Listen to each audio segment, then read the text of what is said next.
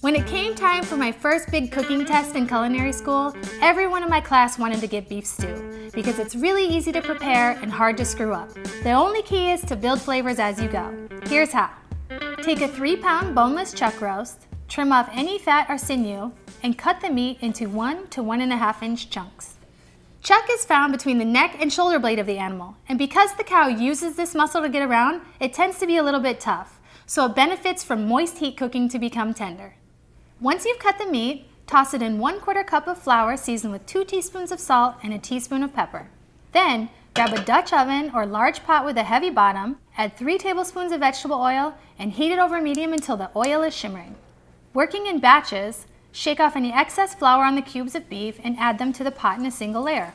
Cook the beef, flipping the pieces occasionally until they are browned all over, about 4 to 5 minutes.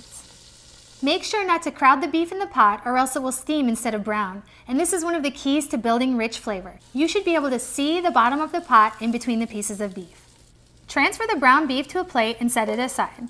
Then add 1 diced onion to the pot, season it with salt and pepper, and cook it until it has softened and the pieces are just starting to turn brown. This should take about 5 minutes. Then stir in 2 tablespoons of tomato paste and cook until the raw tomato flavor has mellowed, about 2 minutes more. Then sprinkle in 1 tablespoon of flour and cook for about 1 minute, just to get out the raw flour taste. This last little bit of flour will help thicken the liquid in the pot into a really nice sauce. By this time, you should have a thick crust forming on the bottom of your pot, and that's what makes a really great stew. To lift all of that flavor off the bottom of the pot and into your sauce, you need to deglaze it with some kind of liquid. My weapon of choice is red wine, but you can certainly use stock if you want to avoid alcohol. Add 1 cup, and as it begins to boil, scrape up all those flavorful bits with your spoon. Cook the wine until it begins to thicken, about 3 minutes. Then return the meat to the pot with any juices that have accumulated on the plate, add 4 cups of beef broth, and tuck 2 bay leaves and 4 thyme sprigs into the liquid. Crank the heat up to high to get the liquid boiling, turn it down to low, and let it simmer for about an hour.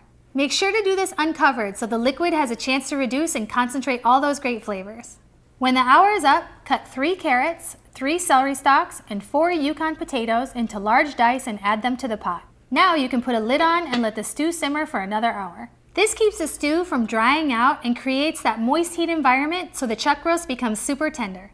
Just before you're ready to serve, stir in 1 cup of frozen peas and cook them until they are warmed through. And don't forget to take out the bay leaves and thyme stems. This beef stew is packed with flavorful vegetables and fork-tender pieces of beef. The wine and tomato paste create a really rich sauce that's great served over egg noodles, rice, or just sopped up with a big hunk of crusty bread. And that's the easiest way to make beef stew.